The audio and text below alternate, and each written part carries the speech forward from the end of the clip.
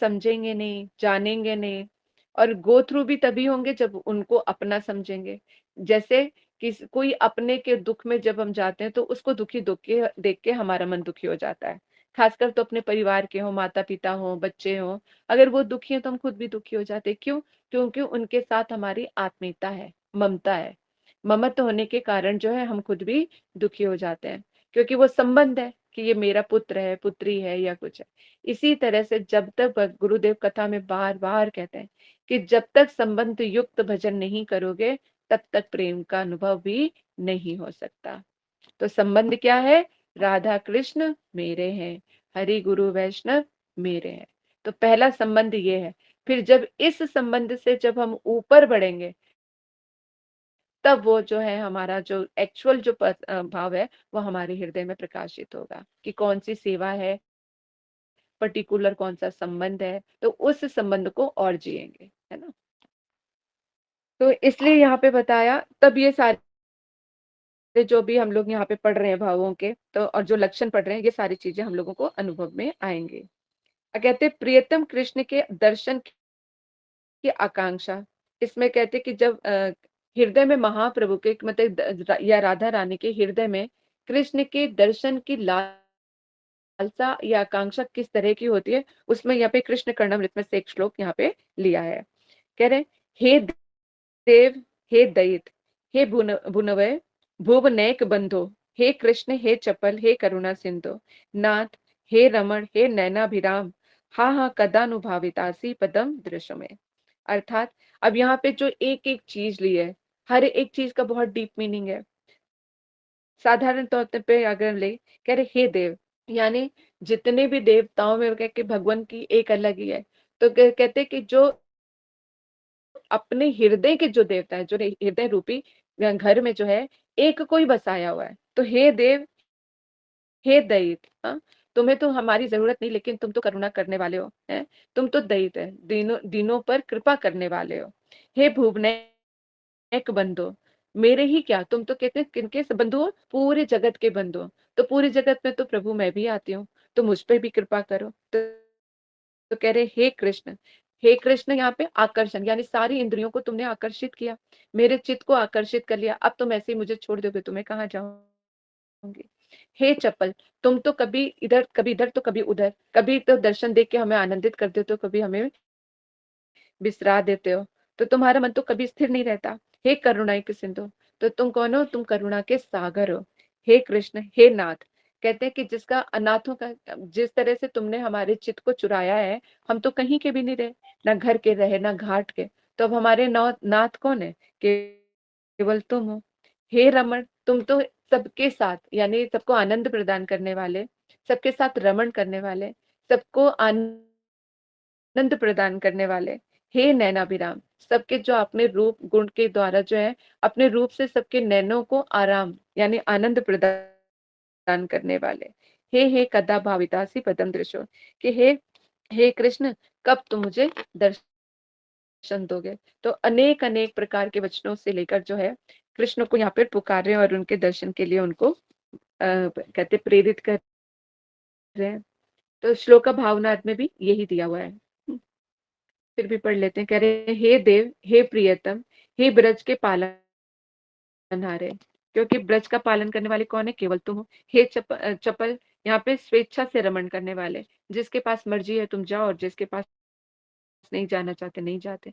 हे करुणा के सिंधु, हे गोपी जन रमण, हे नैना आनंद, हे गोप वधु आकर्षण, सारी गोप वधुओं को आकर्षण करने वाले, हाँ हाँ, कब मेरे नैनों के सामने तुम आओगे? तो महाप्रभु के दिव्यमान का भी इस तरह का वर्णन दिखाई देता है। कहते उन्मादेर लक्षण कराई कृष्ण स्पुन, भावावेशे उठे प्रणयमान। कहते महाप्रभु उन्माद के लक्षण जो है, उन्हें श्री कृष्ण की स्फूर्ति कराते हैं। जब महाप्रभु में उन्माद आ जाता है, जो उनके फिर लक्षण है, तो उनको जो है कृष्ण की चारों तरफ जो है स्फूर्ति होने लग जाती है, भावोन्माद के दशा में। क्या है?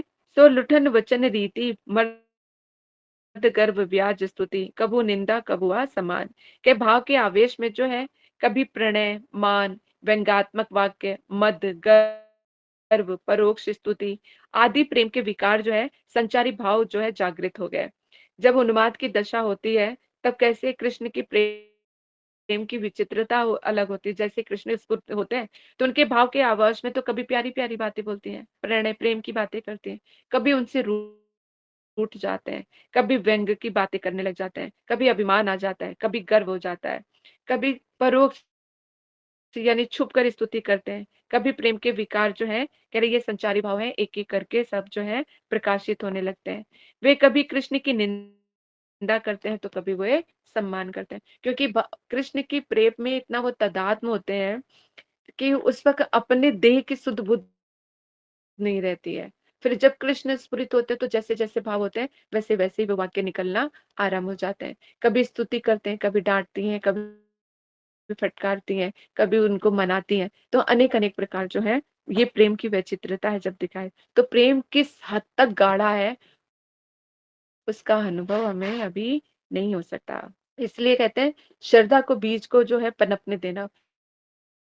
जब श्रद्धा का बीज अंकुरित होने लग जाएगा, जब तक हमें ये फीलिंग नहीं आती ना कि हरि गुरु वैष्णव मेरे हैं, और तब तक इफ एंड बट्स आता है उनकी सेवा में। तो पहला लक्षण तो यहीं पर यही चीज़ आते हैं। जब हरि गुरु वैष्णव की सेवा की बारी आती है, चाहे हरि के लिए है, चाहे वो गुरु के लिए है, चाहे वैष्णव के लिए है। तीनों में से भी यदि इफ एंड बट्स आता है कि अभी ये नहीं, ये है, वो नहीं है, वो नहीं है, तो तब जो है तब तक समझो कि अभी श्रद्धा का उत्पत्ति हमारे हृदय में नहीं हुई। इसको कैसे समझोगे? मान लो जब अपने घर के ऊपर कोई बात आती है, तब कोई इफ एंड बट्स आता है? बच्चे के ऊपर कोई बात आती है, तब इफ एंड बट्स आता है? नहीं आता ना। तो फिर भगवान इसमें क्या हरि गुरु वैष्णव में अगर आता है, तो इसका मतलब अभी भी प्रेम को है, प्रेम ये जो शुद्ध प्रेम हमारे यानी परमार्थिक श्रद्धा उत्पन्न नहीं हुई है। तो जब तक उसका अंकुरित नहीं होगा, तो कहते भगवान भी तो तभी तो कहते हैं कि भगवान इतनी दूर नहीं है, सिर्फ उनको अनुभव करने की बात है। हमारे और बीच में भगवान और हमारे बीच में क्या है? माया है। माया क्या है? कि जो चीज़ वो है, जो अपने हैं, वो अपने लगते नहीं है, और जो पराये हैं वो हमें अपने लगते हैं। तो जन्म कितने कोटि-कोटि जन्म से तो भगवान हमारे ही हैं और हमारे हृदय में वास कर रहे हैं। लेकिन फिर भी एक वही हमें पराये लगते हैं, बाकी सब कुछ अपने लगते हैं। तो यही माया है। जिस दिन हम कृष्ण को जान गए और मान गए और उन्हें अपना मान लिया भगवान को, तो वहीं पे माया हट जाती है। क्योंकि मायापति के आगे माया तो ठहरती नहीं है। जहाँ मायापति है, वहाँ पे माया नहीं है। तो तब फिर वो कृष्ण अपने लगने लग जाते हैं। फिर पूरा सरेंडर करके चलते हैं। कितने ही सारे उदाहरण हैं। प्रहलाद महाराज जी का ही देख लो। अभी तो उनकी दास्य भाव में है भक्ति है ना? तो पूर्ण दास्य में अभिनय कर शांत भाव में भी ले लो, कि वो उसमें उनके स्वामी है ना? तो वहाँ पर भी जो है क्या दिखाई दे रहा है? तो वहाँ पर भी प्रहलाद महाराज जी से कितना सरेंडर है उनको।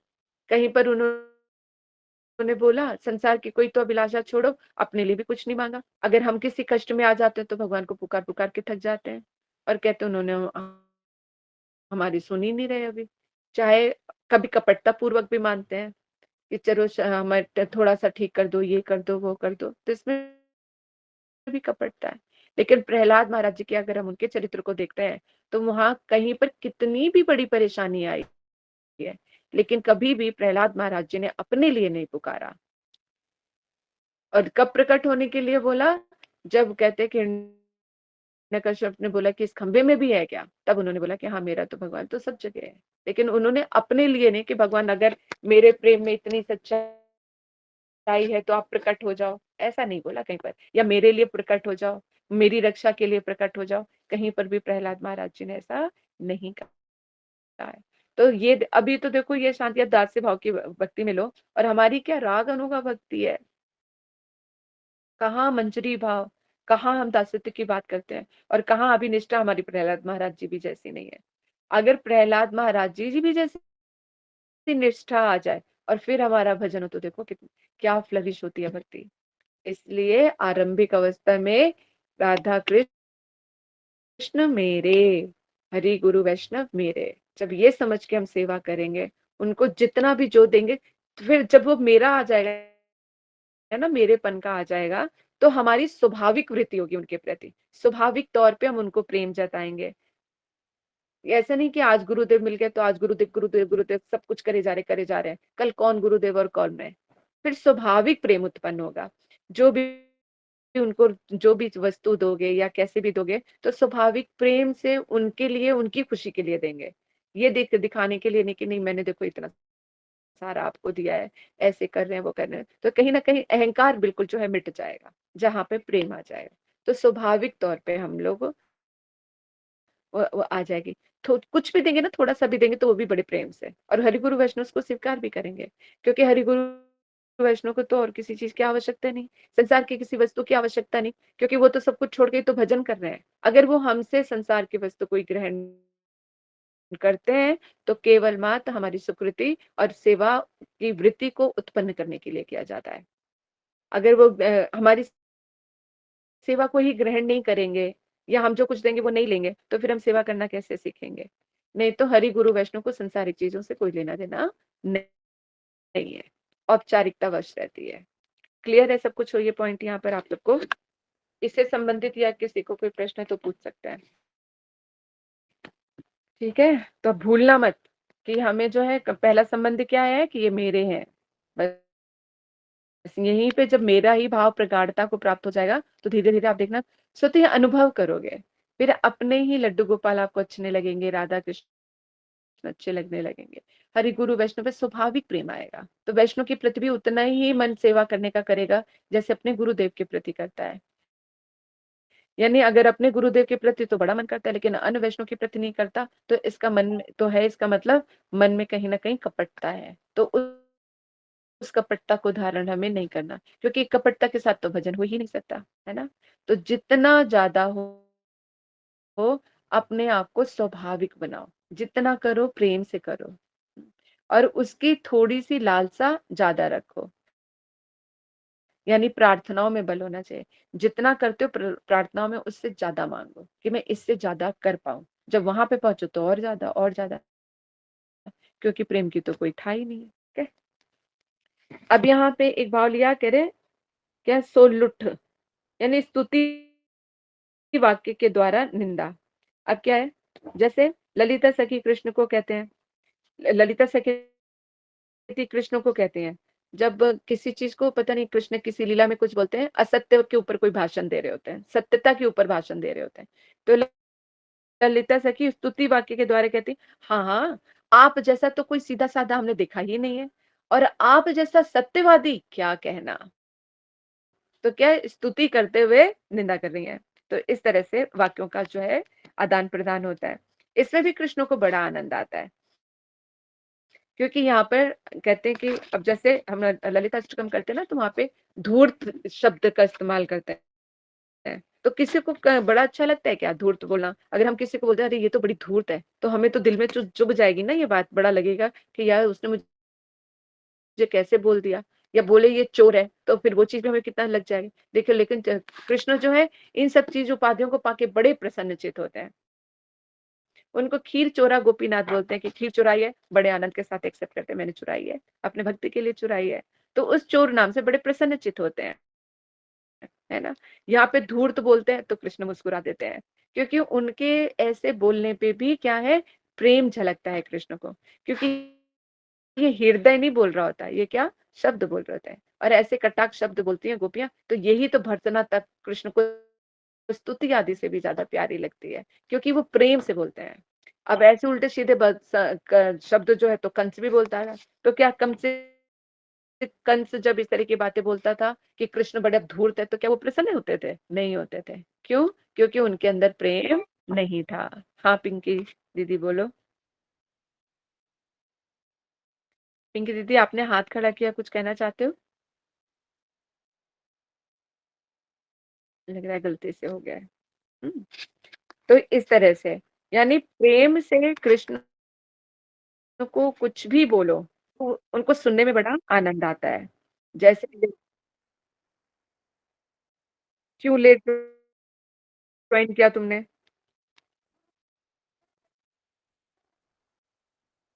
66।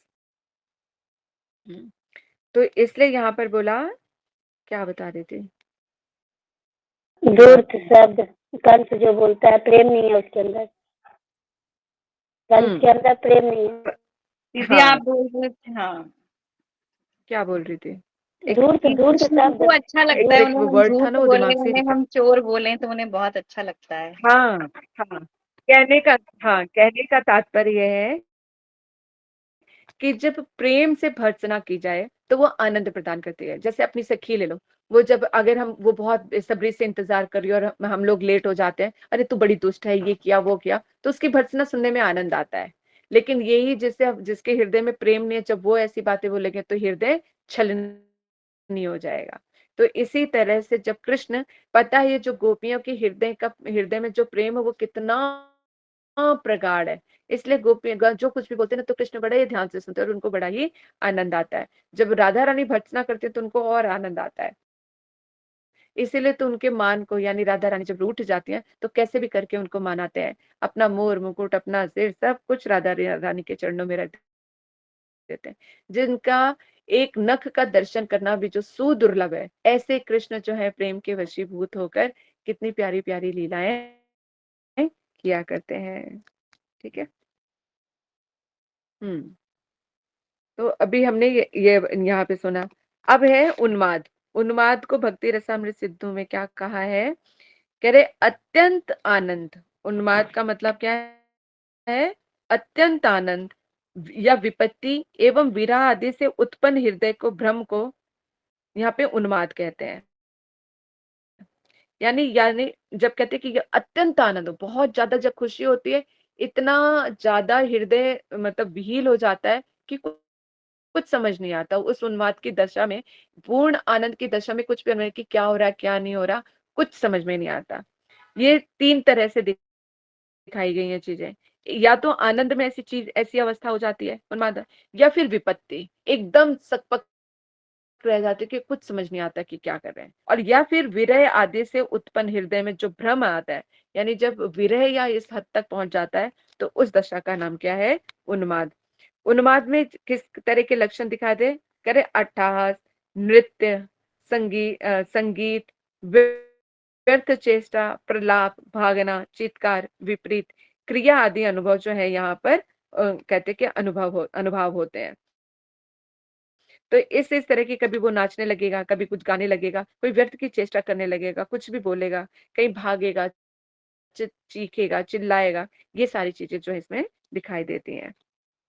प्रणय कहते हैं जिस रति में स्पष्ट रूप से संभ्रमादि की प्राप्ति की योग्यता रहते हुए भी यदि उसे संभ्रम लेश मात्र भी स्पर्श नहीं करता तो उसे प्रणय कहते हैं। अब कह रहे जिस रति में स्पष्ट रूप से संभ्रम की प्राप्ति योग्यता के रहते हुए भी यदि उसे संभ्रम लेश मात्र भी स्पर्श नहीं करता तो उसे प्रणय कहते हैं।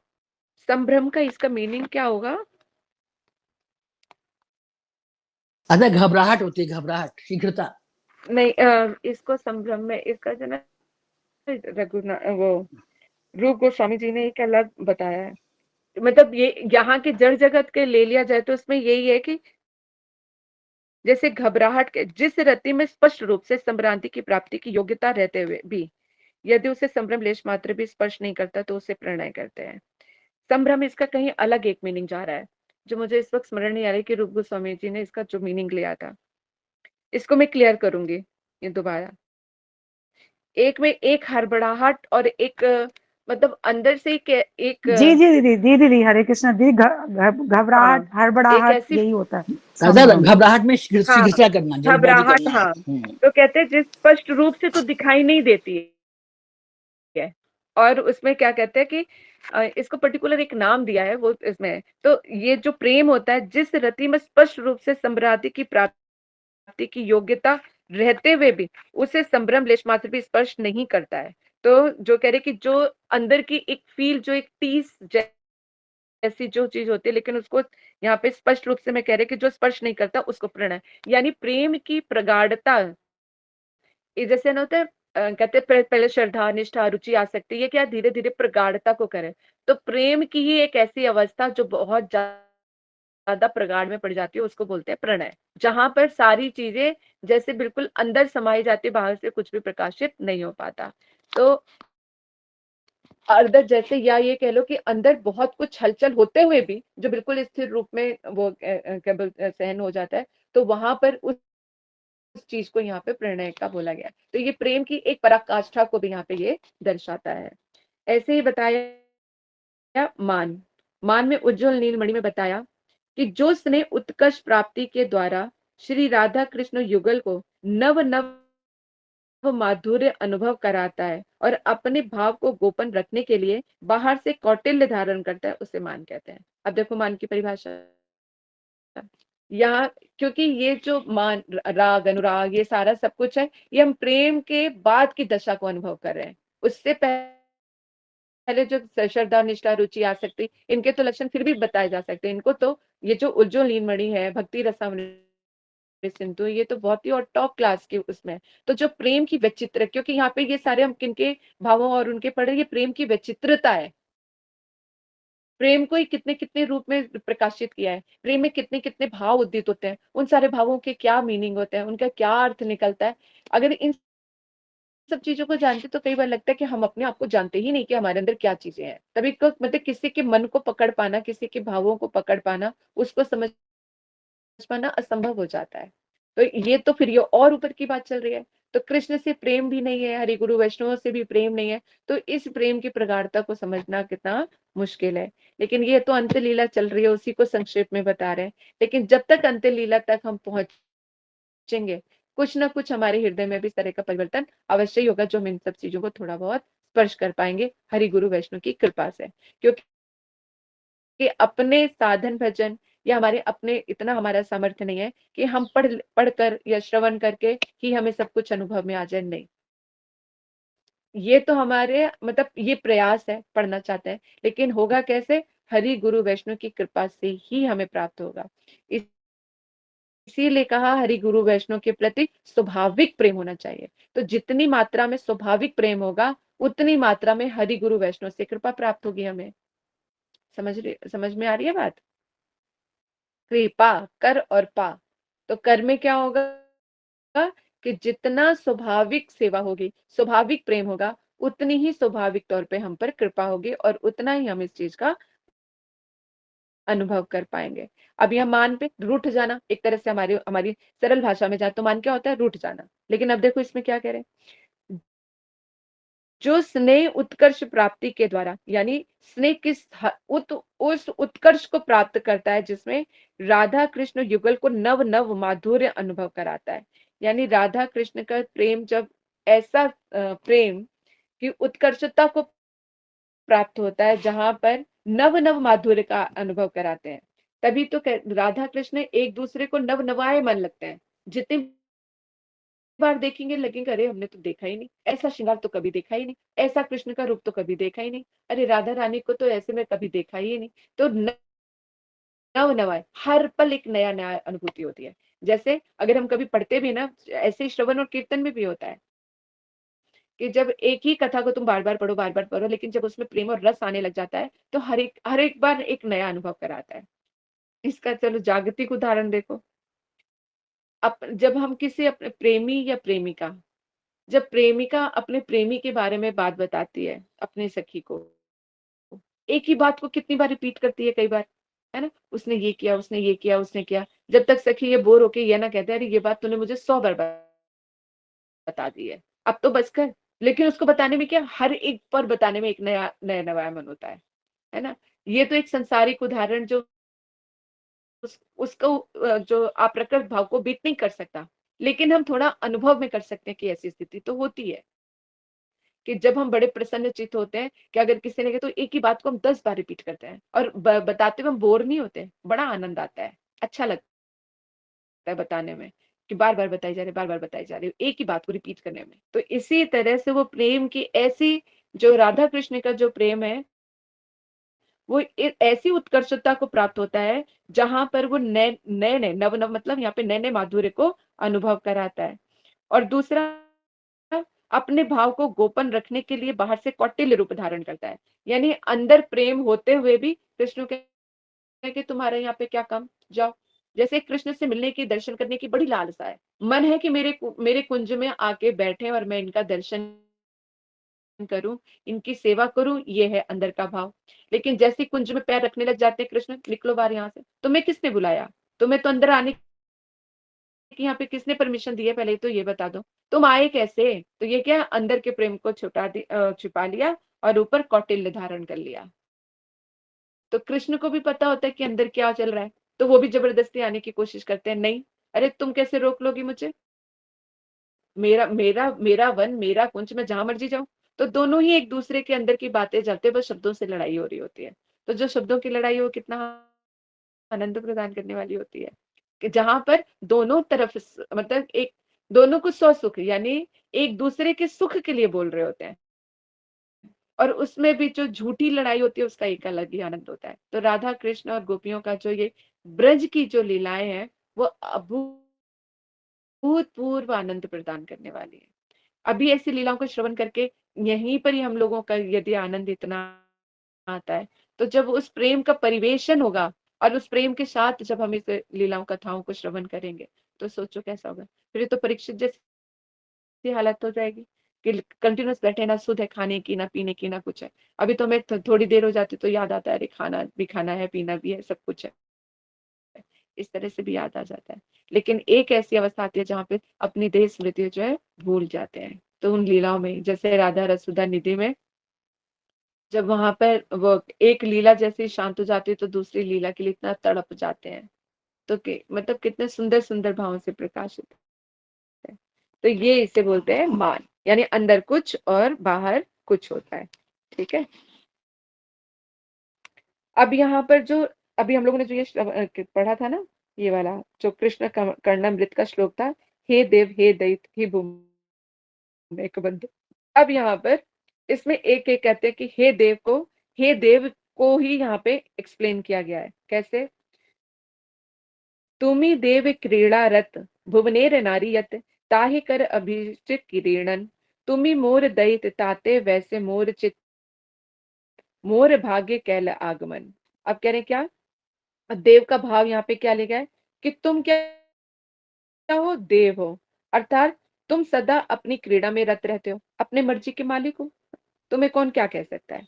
इसलिए जगत के अन्य समस्त नारियों के साथ तुम अपनी अभीष्ट क्रीड़ा करो, तुम्हें कौन रोकने वाला है, तुम तो अपने मन के राजा हो, तुम तो देव हो, अपनी मर्जी से जो मर्जी करना चाहो तुम सब कुछ कर सकते हो। अन्य अन्य नारियों के साथ भी यदि तुम क्रीड़ा करना चाहते हो तो तुम्हें कौन रोक सकता है। तो हे दयित, अब दयित का भाव क्या लिया गया कि तुम मेरे प्रियतम हो।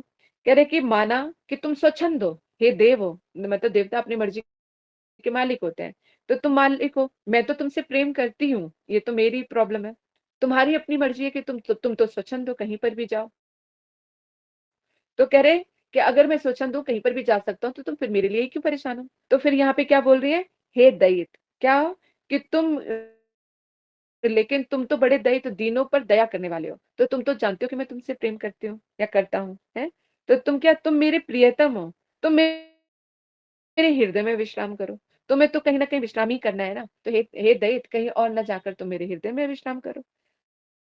आज मेरा भाग्य उदित हुआ जो तुम्हारा यहाँ पर आगमन हुआ है। कम से कम वैसे ही तुम स्वच्छंद विहार करते रहते हो, कभी इधर तो कभी उधर, आज तो मेरा सौभाग्य उदित हो गया कि आज तुम मुझसे मिल गए, आज तुम मुझसे टकरा गए। तो हे नाथ, आज तो मेरे हृदय में विश्राम करो और कहीं मत जाओ। बड़ी मुश्किल से तो क्या है, आज मेरा ये सौभाग्य उदित हुआ है कि आज तो मुझे यहाँ पर मिल गए। अमृता अनुकर्णिका में कहा, दिवोन्माद दशा में महाप्रभु श्री राधिका के भावों में विभावित होकर हे देव यह श्लोक पढ़ने लगे। अब क्या है, क्योंकि राधा रानी के भावों का ही रसास्वादन करने के लिए स्वयं कृष्ण चैतन्य महाप्रभु बनकर आए हैं। अगर वो चैतन्य महाप्रभु बन के नहीं आते ना, तो राधा रानी की करुणा को, उनके प्रेम को नहीं समझते।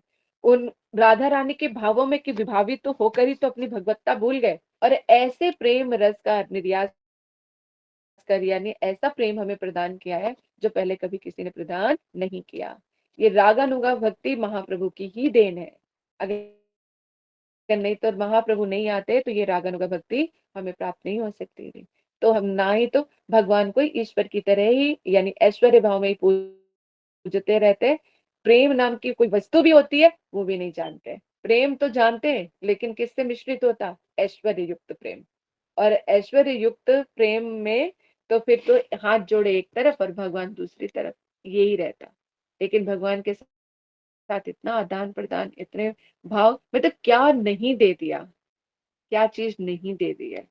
तो अगर ये महाप्रभु नहीं होते तो ये रागानुगा भक्ति भी नहीं होती, और रागानुगा भक्ति नहीं होती तो आज हम इस प्रेम को इतना अनुभव नहीं कर पाते हैं। क्या फिर यहाँ पे महाप्रभु वही राधा रानी के भावों में विभावित होकर क्या मुख से निकल रहा है, हे देव, इस तरह के ये जो है श्लोक पढ़ा।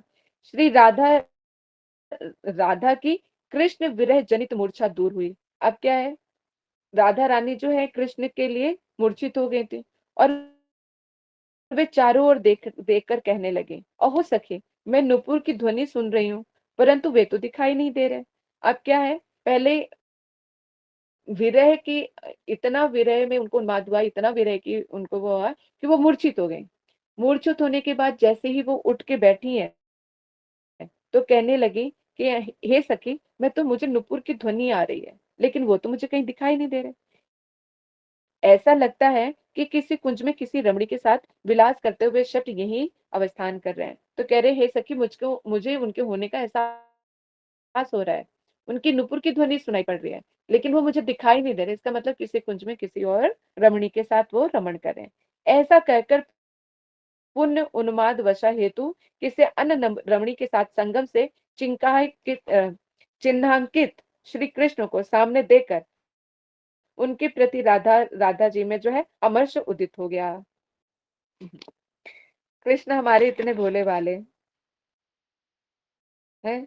कृष्ण राधा रानी से मिलने आ रहे थे, पकड़ के लेगी कौन, कहते चंद्रावली की सखियां। तो अब वो तो जहां जाते हैं फिर उसी के हो जाते हैं, क्या करें, प्रेम के वशीभूत है सबके। तो वहां पर जब चले जाते हैं तो वहां पे सारे जो है प्रेम के सारे चिन्हों के साथ, अब उनको चिंता होती है राधा रानी की, राधा रानी इंतजार कर रही होंगी, तो सारे चिन्हों के साथ सामने प्रकट हो जाते हैं। ये भी नहीं सोचते कि एक घर से निकले हो तो चिन्ह तो मिटा लो, नहीं तो दूसरे जो चिन्ह लगाएंगे तो उनका कितना बुरा हाल करेंगे। तो वो चीज है, लेकिन वो तो बेचारे गाय की तरह, बछड़े की तरह एक जगह से छूटे तो दूसरी जगह पहुंच गए। अब राधा रानी ने जब देखा कि इतने सुंदर सुंदर चिन्ह, बड़ी सुंदर लीला है ये, गीत गोविंद में भी वर्णित है, और कहते राधा रस में पढ़ते एक जगह और भी कहीं पढ़ा है। तो मतलब उन सारे चिन्हों से सुसज्जित होकर कृष्ण जो है राधा रानी के सामने पहुंच जाते हैं, और जैसे ही चिन्हांकित श्री कृष्ण को सामने देखकर राधा रानी देखती है तो मान में आ जाती है, बड़ा क्रोध करती है? तो क्या है, मतलब वो रूठ गई, दुखी हो गई, दुख होके मतलब मान कर लेना। तो यहाँ पे क्या है, राधे जी में अमर शुद्धित हो गया और वे फिर चले गए। अब वहां पर इस तरह से जब देखा, जब दो चार बातें अच्छी तरह से सुना डाली कि तुम यहाँ पे आए क्यों, चले जाओ, जहाँ पर तुम इतने देर तक बैठे हुए थे तुम चले जाओ। अब जो इन लीलाओं को देखो सुनता है, ये तो अंदर की कहते कि एक बाहरी है। अब इस ग्रुप में भी ना जाने जो अपने ही है सारे गौड़ीय वैष्णव है, फिर तो कोई दिक्कत ही नहीं है। यदि कोई ऐसे भी भक्त हैं जो श्रवण कर रहे हैं, जिनको भी राधा कृष्ण की लीलाओं का पता ही नहीं, कृष्ण है कौन यही नहीं पता, राधा रानी है कौन नहीं पता, संसारिक युवक और युवती की भांति तो हम इनका ले नहीं सकते, कि जिन लीलाओं को श्रवण करके चित्त का शोधन हो जाता है, जिनकी सारी काम वासना मिट जाती है, तो फिर वो साधारण तो नहीं हो सकते। और जिसका गुणगान कौन कर रहा है, श्री सुखदेव गोस्वामी जी कर रहे हैं। सुखदेव गोस्वामी कैसे है, जिनको लकड़ी और लड़की में भेद नहीं पता। तो इसलिए ये बहुत विचारणीय है कि कृष्ण की लीला का वर्णन कौन कर रहा है, सुखदेव गोस्वामी जी कर रहे हैं। जिनको लकड़ी और लड़की के बारे में नहीं पता तो इतना डीप ये कैसे बता सकते हैं सब। तो ये अप्राकृत है। राधा रानी और कृष्ण कौन है, स्वयं कृष्ण भगवान है, और उनकी शक्ति ही राधा रानी है। जैसे हमारी जीवा शक्ति है, मेरे अंदर तो सामर्थ्य नहीं कि अपनी जीवा शक्ति को प्रकट करके एक रूप दे दूं, लेकिन कृष्ण ने अपनी शक्ति को इस स्वरूप में प्रकट, जो है राधा रानी, तो वह अपनी शक्ति के साथ ही सारा व्यवहार जो है कर रहे हैं। जैसे एक पति अपनी पत्नी के साथ कैसा भी व्यवहार करता है तो कोई उसमें दोष नहीं है, इसी तरह से राधा रानी कृष्ण की शक्ति है।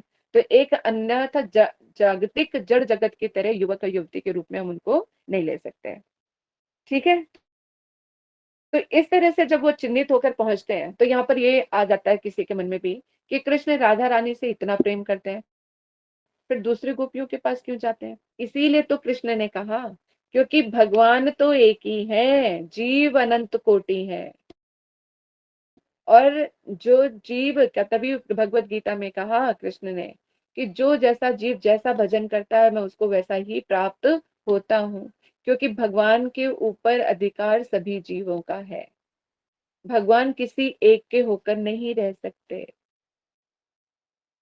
लेकिन हाँ, उनके अंदर इतना सामर्थ्य है कि जिसको जितना जैसा उसको उतना दे सकते हैं। यानी अगर 100 करोड़ भक्त हैं तो वो अपने आप को 100 करोड़ रूपों में भी विभक्त कर सकते हैं। हर एक स्वरूप के साथ उनके साथ रह सकते हैं, जो किसी साधारण इंसान के बस की बात नहीं है। इसीलिए वो भगवान है, क्योंकि सभी जीवाओं की इच्छा की पूर्ति कर सकते हैं वो। कोई ऐसी इच्छा नहीं है जो कृष्ण पूर्ति ना कर सकते हो। बाकी सारे जो उनके अवतार हैं उनमें फिर भी टर्म एंड कंडीशंस हैं कहीं ना कहीं पर, कुछ पूरी कर सकते हैं, कुछ पूरी नहीं कर सकते हैं। लेकिन भगवान कृष्ण जो मूल है वो सभी इच्छाओं को पूर्ण कर सकते हैं। लेकिन वो भी कहाँ पे जाके हार गए? प्रेम के वशीभूत होकर, क्योंकि उन्होंने भगवत गीता में कहा यथा माम प्रपद्यते, यानी जो जितना जिस रूप में मुझे प्रेम करता है मैं उसको उसी रूप में प्राप्त होता हूँ। लेकिन गोपियों के प्रेम के आगे भगवान को अपनी ये प्रतिज्ञा भी तोड़नी पड़ गई, क्योंकि गोपियों ने कृष्ण से इतना प्रेम किया कि कृष्ण जो है उनके बराबर का प्रेम नहीं कर पाए, तो उनकी प्रतिज्ञा यहाँ पे भंग हो गई। तो प्रेम ऐसा होता है जो भगवान की प्रतिज्ञा को भी तोड़ दे। तब कृष्ण ने कहा ना पारे हम, कि हे गोपियों, मैं तुम्हारे प्रेम का पार नहीं पा सकता, क्योंकि तुमने मेरे लिए क्या किया है? तुम मेरे लिए कांतिक निष्ठ हो, मेरे अलावा तुम्हारे दिमाग में कोई और आता नहीं, और मेरे दिमाग में बहुत सारी चीजें होती हैं, क्योंकि अनंत भक्त हैं, सबकी सुननी पड़ती है, सबको देखना पड़ता है। और गोपियों का हृदय देखो, जो मतलब टॉप लेवल का प्रेम करने के बाद भी कृष्ण को स्वच्छंद छोड़ा हुआ है। जहां जाओ, जा ही माधव, जाओ तुम, जहां तुम्हें जाना है जाओ, तुम जहां पर भी चले जाओ, किसी के पास भी चले जाओ, लेकिन तुम मेरे ही रहोगे। ऐसा दुर्गम प्रेम है जिसको कृष्ण भी नहीं तोड़ पाए, और उनके आगे झुक गए कि हे गोपियों, मैं तुम्हारे प्रेम से कभी उऋण नहीं हो सकता। तुम ही अपने करुणा के कारण अगर मुझे उऋण कर दो तो है, लेकिन मैं कभी भी उऋण नहीं हो सकता। तो भगवान की प्रतिज्ञा को भी प्रेम में आके टूट जाते हैं, ऐसे ऐसे भक्त हैं। तो कृष्ण कृति इसलिए जो जिस भाव से करता है, तो कृष्ण उसी तरह से सबके साथ व्यवहार भी उनको वैसे ही करना पड़ता है। तो इसलिए जो जहां ले गया वहीं पर ही चले गए। लेकिन फिर भी चिंतन किनका रहता है? जैसे इसका एक मन में विचार आता था कि कैसे राधा रानी से इतनी सारी गोपियों के बीच में रह के एक स्पेशल प्रेम का जो भाव है, वो टच जो है, राधा रानी को कैसे दे पाते हैं, ये नहीं समझ में आता था। तो पता नहीं कहाँ से कैसे मेरी जिज्ञासा को भी शांत करने के लिए क्या एक मतलब मैंने उदाहरण पढ़ा या सुना कहीं पर, कहते हैं जैसे आकाश में चंद्रमा क्या है? एक ही चंद्रमा है, ठीक है। और 100 घड़े या जलाशय में जो चंद्रमा का जो प्रतिबिंब दिखता है, तो वो सारे मतलब चांद का स्वरूप होने पर भी, लेकिन डिफरेंस तो पता लग रहा है। तो मूल ही रहेगा, और वो जो दूसरी चीजें तो वैसी रहेंगी। इसी तरह से चाहे कितनी ही गोपियां कैसे भी क्यों ना आ जाए, वो राधा नहीं हो सकती। उसका वैशिष्ट्य है कि राधा रानी के जैसा जो है कोई और हो ही नहीं सकता। जिस प्रेम की पराकाष्ठा में राधा रानी नहीं है, और जो ऐसा प्रेम जो राधा रानी में है, या जो राधा रानी के अंदर जो सेवा वृत्ति है, जो गुण है, उस लेवल का प्रेम कोई और कर ही नहीं सकता। यही कारण है कि कृष्ण जो है राधा रानी के प्रेम के गुणों के वशीभूत है ऐसे। और इतना वशीभूत होने पर भी राधा रानी का देखो, उनका हृदय विशाल, कि उनको पता है कि कृष्ण चाहे राधा रानी तो कृष्ण टस से मस नहीं हो सकते, क्योंकि इसका भी प्रमाण दे दिया कृष्ण ने द्वारिका लीला में, कि सत्यभामा जब रूठ के चली गई थी तो उन्होंने सोचा मनाने के लिए, तो अगर राधा रानी रूठ जाती थी तो कृष्ण जाते थे मनाने के लिए। तो यहाँ पे सत्यभामा हो गई, तो फिर सत्यभामा को बोला कि सत्यभामा नाम भी नहीं बोला, बोले उसे सत्यजीत की पुत्री को बोलो, यहाँ पर आ जाएंगे, अगर यहाँ पे नहीं आए तो मैं उसको आज के बाद उसका मुख नहीं देखूंगा। इतना सुनते ही वो घबरा के चली आई और वहां पे आके पीछे पीछे एक खंबे के पीछे खड़ी होके देखती हैं राजसभा में, तुरंत चली आई, अपना सिंगार विंगार साट के गुस्सा उस्सा सब भूल गई। अगर यही बात राधा रानी को बोल दी होती या गोपियों को बोला होता तो गोपियां क्या जवाब देती, है ना। तो यहाँ पर कृष्ण ने जताया कि अगर राधा रानी चाहे तो इसी वक्त मैं सब कुछ छोड़ के राधा रानी के पास चला जाऊं। कहते कि क्योंकि सत्यभामा ने राधा से ईर्ष्या कर ली थी बीच में, तो कह रहे उनके प्रेम की और तुम्हारे प्रेम की पराकाष्ठा ही क्या है, उनके राधा रानी के प्रेम के आगे तो तुम्हारा प्रेम कुछ भी नहीं है। इस तरह का व्यवहार किया उन्होंने। तो तब वहां पे राधा रानी के प्रेम की महिमा ही यही है कि कह रहे अगर राधा रानी चाहे कि राधा रानी की एक आवाज पर मैं वहीं पर ही नजर आऊंगा, द्वारिका वारिका सब भूल जाऊंगा मैं। लेकिन ये राधा रानी की कृपा है जो आज मैं ये सब चीजें कर पा रहा हूँ। तो यहाँ पे भक्त वश्यता भी दिखा दी और स्वतंत्रता का भाव भी दिखा दिया कि मैं चाहूँ जो कुछ भी करें, लेकिन वो वशीभूत प्रेम के हैं। तो राधा रानी के जैसा ना कोई, जैसे कृष्ण है, न कृष्ण जैसा कोई था, न होगा, न है, न कभी होगा, क्योंकि वो स्वयं ही सब कुछ है। इसी तरह से जैसे कृष्ण एक है, वैसे ही राधा रानी भी एक ही है। राधा रानी के जैसे ना कोई था, ना कोई है और न कभी होगा। उनसे ही तो आश्रय भी थी, उन्हीं के सानिध्य में तभी तुम कृष्ण की सेवा करना सीख रहे हैं, नहीं तो कृष्ण को कैसे संतुष्ट कर पाएंगे, हमें पता ही नहीं क्या बोलना है, कैसे मानना है, क्या करना है। राधा रानी सब जानती है और फिर वही शिक्षा, फिर उन्हीं की कावा उनकी सखियां बनी, फिर उनकी मंजरियां हुई, तो सारा सब कुछ ये सर्कल है। मानो एक एक भाव ने जो है राधा के एक मूर्ति रूप धारण करके जो है कृष्ण की सेवा में किया। अगर क्योंकि अगर ये बहु गोपियां नहीं होंगी तो फिर उनका जो जिस तरह का रस स्वादन है वो रस स्वादन ही नहीं हो पाएगा। अगर केवल मात्र राधा रानी ही रहेंगे तो वो क्या क्या करेंगे, किचन में जाके खाना बनाएंगे, उनके साथ रहेंगे कि पासा खेलेंगे, क्या करेंगे, तो नहीं हो सकता। तो यानी कृष्ण की सेवा के लिए ही राधा रानी ने ही इतने सारे स्वरूप धारण कर लिए हैं। ठीक है, तो जितना डीप चले जाओ इसका तो कोई था ही नहीं है ना। इसी पैराग्राफ को पूरा कर देती हूँ। कह रहे और फिर वो चले गए, ऐसा मन में चिंतन करने के बाद ताप से उत्सुक के उदित हो गया। पहले तो राधा रानी ने जब वो चिन्हित लेके पहुंचे सामने, तो राधा रानी ने तो ताड़न ताड़न शुरू कर दिया और उनकी बातें सुन के बुरी तरह से झेप गए और वो कृष्ण चले गए। जब कृष्ण चले गए तो फिर राधा रानी फिर उदास हो गई कि कृष्ण आए थे, मैंने उनको ऐसे भगा दिया, ऐसे वो चले गए, तो अब उनके जाने से दुखी हो रही है। पहले आने से दुखी हो रही थी, जब वो चले गए तब उनके जाने से दुखी हो रही है। तो कह रहे और फिर वो चिंतन करने लगी और फिर बाद में ताप से औत्सुक के उदित हो गया।